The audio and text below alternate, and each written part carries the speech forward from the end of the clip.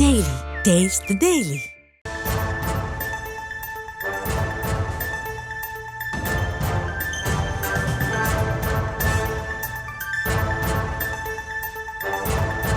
மற்றொரு அண்மை தகவலை பார்த்துக் கொண்டிருக்கிறோம். சென்னை பெருநகர வளர்ச்சி குழும உறுப்பினர் செயலரை கைது செய்து ஆஜர்படுத்த நீதிமன்றம் நேற்றைய தினம் உத்தரவு பிறப்பித்திருந்த நிலையில் கைது உத்தரவை நீதிமன்றம் திரும்ப பெற்றிருக்கிறது. அது குறித்தான அண்மை செய்தி வெளியாகி இருக்கக்கூடிய நிலையில் விவரங்களை நம்முடைய செய்தியாளர் மதியழகன் வழங்க நாம் கேட்கலாம்.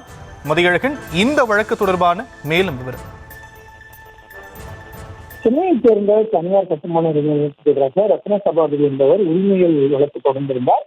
இந்த வழக்கில் சென்னை பெருநகர வளர்ச்சி குழுமத்தினர் சிஎம்பிஏ ஆவணங்களை தாக்கல் செய்ய கூறி மனு தாக்கல் செய்யப்பட்டிருந்தது. இது தொடர்பாக சாட்சி மனுக்கு சிஎம்பிஏ உறுப்பினர் செயலாளர் பிரகாஷுக்கு சம்மன் அனுப்ப நீதிமன்றம் உத்தரவிட்டது. இந்த சம்மன் சிஎம்பிஏ உறுப்பினர் செயலர் தரப்பில் பெறப்படவில்லை என்று கூறப்படுகிறது.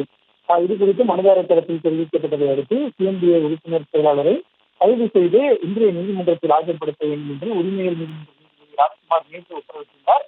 இந்த நிலையில் இந்த வழக்கு இன்று விசாரணை கொண்ட பொழுது சிஎம்பிஏ உறுப்பினர் செயலாளர் சார்பில் ஆஜரான அரசு தலைமை குற்றவியலாளர் திருமதி ரத்னா தாங்கள் வேண்டுமென்றே எந்த உத்தரவையும் மீறவில்லை என்றும் நீதிமன்ற உத்தரவை நகல் தங்களுக்கு கிடைக்கப்பெறவில்லை என்றும் தெரிவித்து அது தொடர்பான ஆவணங்களையும் தாக்கல் செய்தார்.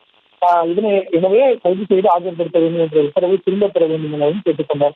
இதனை ஏற்றுக்கொண்ட நீதிபதி கைது செய்து ஆஜர்படுத்த வேண்டும் என்ற உத்தரவை திரும்ப பெற்றுக்கொண்டார். தற்பொழுது சிஎம்பிஏ உறுப்பினர் செயலாளர் பிரகாஷ் நீதிமன்றத்தில் நேரில் ஆஜராகியிருந்தார்.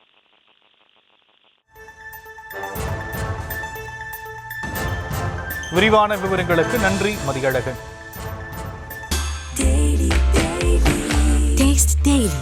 Taste the Daily.